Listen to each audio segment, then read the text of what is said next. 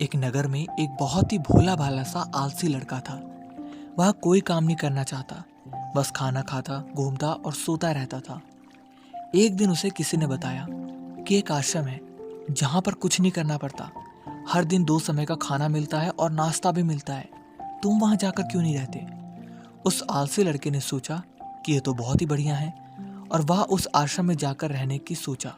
और फिर वह भोला भाला लड़का अपने सारे सांसारिक जीवन को त्याग कर आश्रम में जाकर रहने लगा। आश्रम में गुरुजी रहते हैं।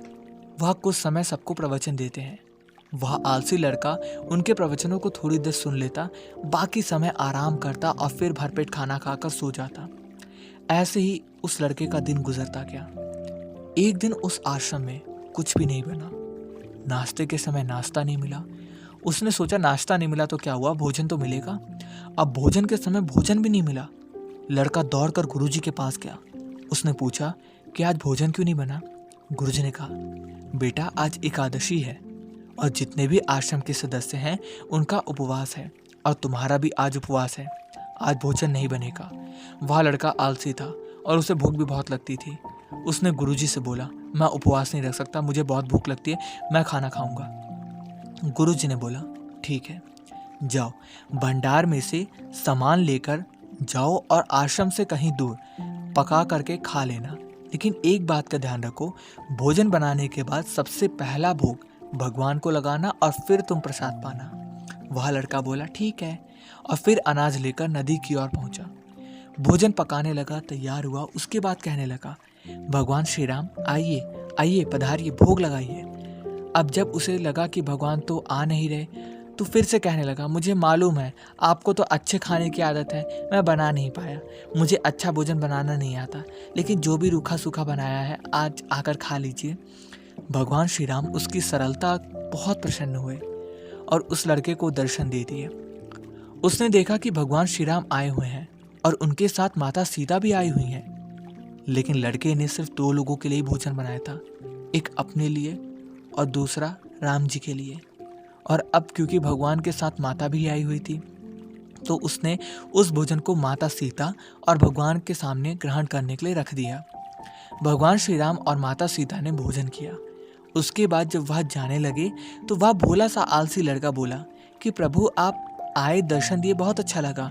मुझे खाने को कुछ नहीं मिला, लेकिन कोई बात नहीं, लेकिन आपसे एक विनती है, अगली बार जब आप आएंगे तो कितने लोग लाएंगे अपने साथ मुझे बता दीजिएगा, उसी हिसाब से मैं भोजन बनाकर रखूंगा।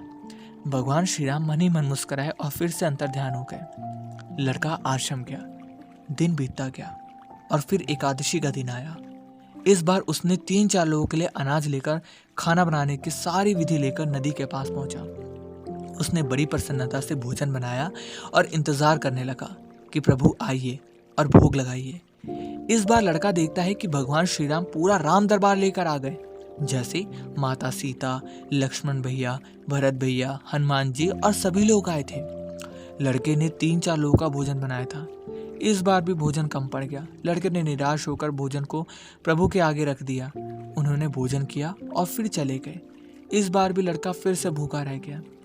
अब लड़का फिर आश्रम गया। दिन बीतता गया। फिर एकादशी का दिन आया।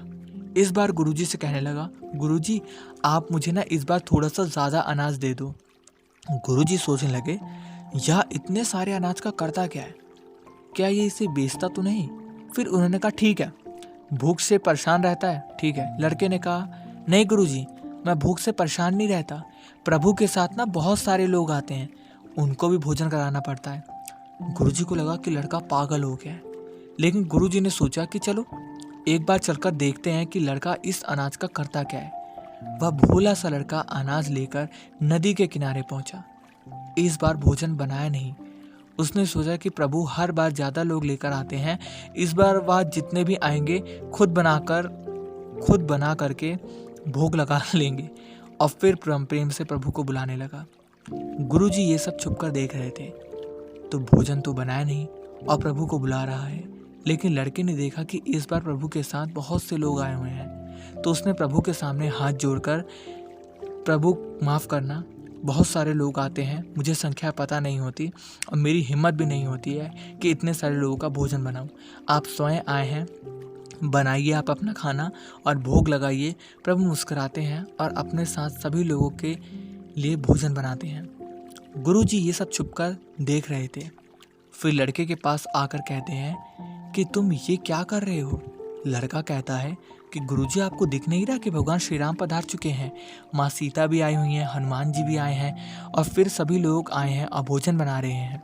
गुरुजी ने बोला, तू पागल हो गया है, मुझे तो कोई नहीं दिख रहा। लड़का गुस्सा हो गया, बोला, प्रभु आप ये क्या कर रहे हो, मुझे तो भूख का रखा है और गुरुजी को दर्शन नहीं दे रहे हो, जो मुझे पागल समझ रहे हैं, कृपा करके मेरे गुरुजी को भी दिख जाओ। भगवान बोले, नहीं, मैं इन्हें नहीं दिख सकता।